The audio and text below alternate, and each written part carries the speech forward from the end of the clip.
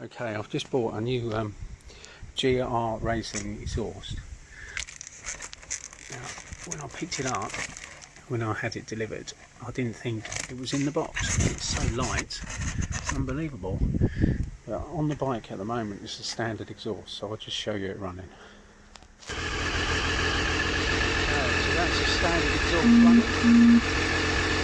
Just warming up.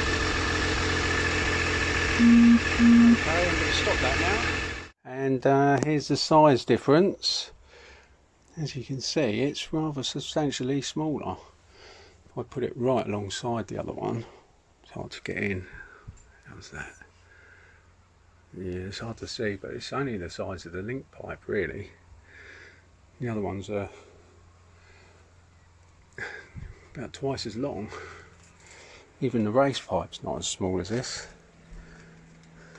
It's about the size of a drinking flask, a little bit longer. Well, there it is.